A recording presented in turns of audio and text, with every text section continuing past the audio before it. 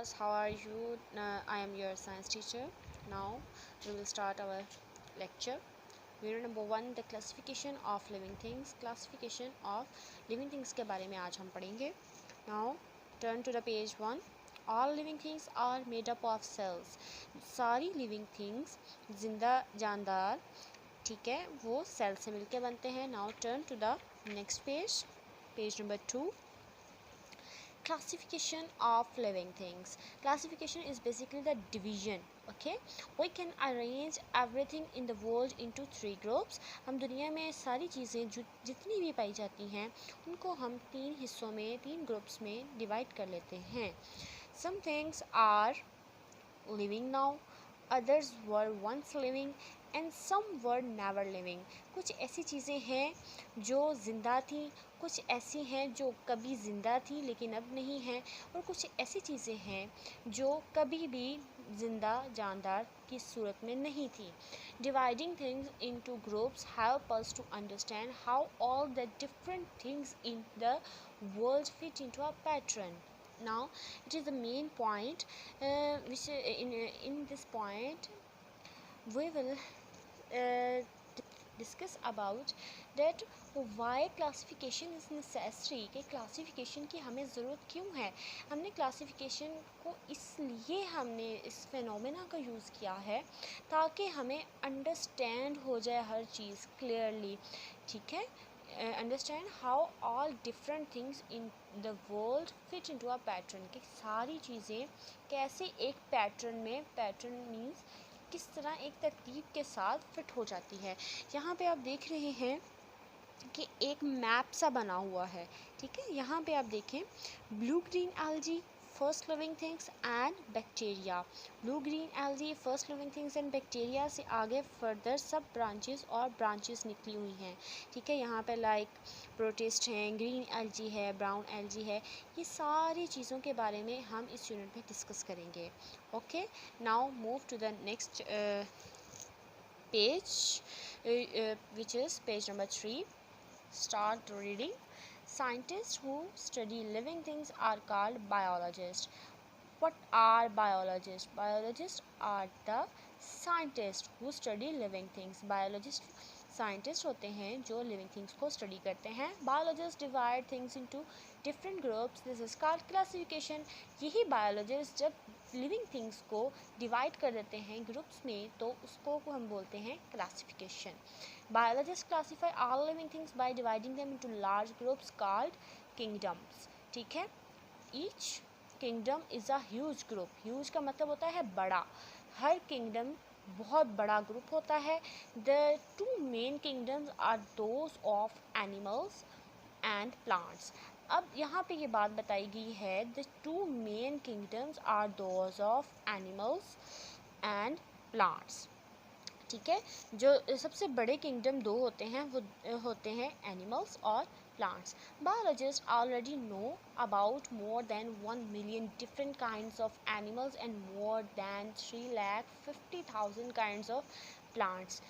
Scientists divide each kingdom into smaller groups. Scientists divide करते हैं हर kingdom को उससे भी छोटे group के तरफ of living things के which have particular features in common. इनमें कुछ फीचर्स ऐसे होते हैं कि जिसकी बिना पर हम उनको डिवाइड कर लेते हैं इससे भी छोटे छोटे ग्रुप्स में ताकि उनकी स्टडी इजी हो जाए so that they can study them more easily. Okay, समझ आ गई है. Now move to the next category, viruses. Viruses are small particles which show both the characteristics of living and non-living. Viruses में characteristic होती है कि वो living और नॉन लिविंग दोनों की तरह ही बिहेव करते हैं. चलें आइए देखते हैं कि ये दोनों किस तरह बिहेव करते हैं.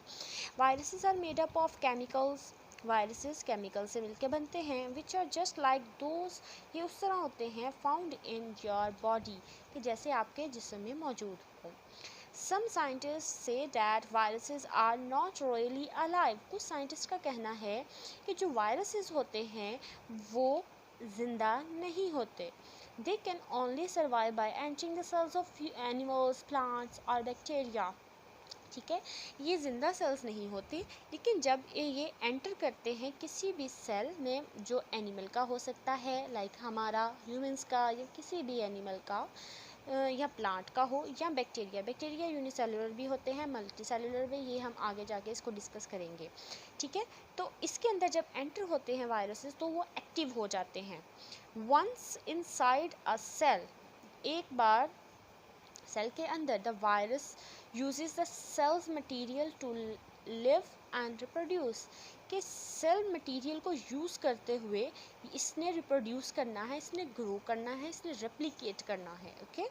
The virus can make hundreds of copies of itself. अब यहाँ पे ये बात बहुत काबिल गौर है कि वायरस बजाते खुद अलाइव नहीं है, लेकिन जब इसमें एनिमल या प्लांट या बैक्टीरिया वगैरह की बॉडी में एंटर होना है, ठीक है, तो इसने रिप्रोडक्शन स्टार्ट कर देनी है, इसने सेल्फ डुप्लीकेट, 1 से 2, 2 से 4, इस तरह इसने रेप्लिकेट होना शुरू कर देना है।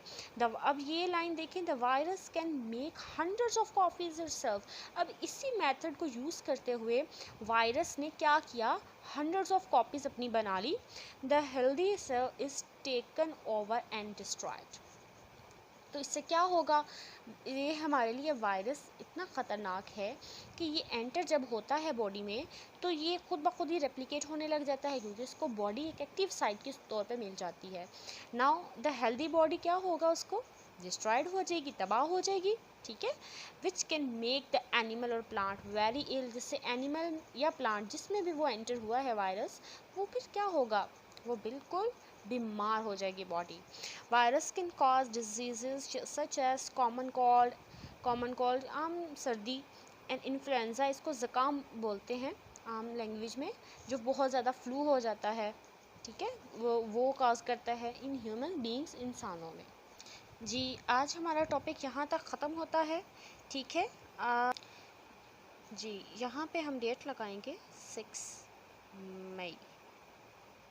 Okay. Now 6,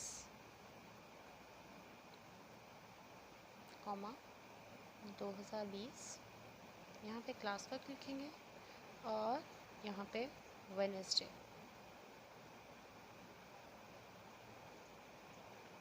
okay class, now this is part 1 of my video, which was about reading, practice reading in your home, and next video will be issued after this. That will be about glossary words. Okay, thank you. Allah Hafiz.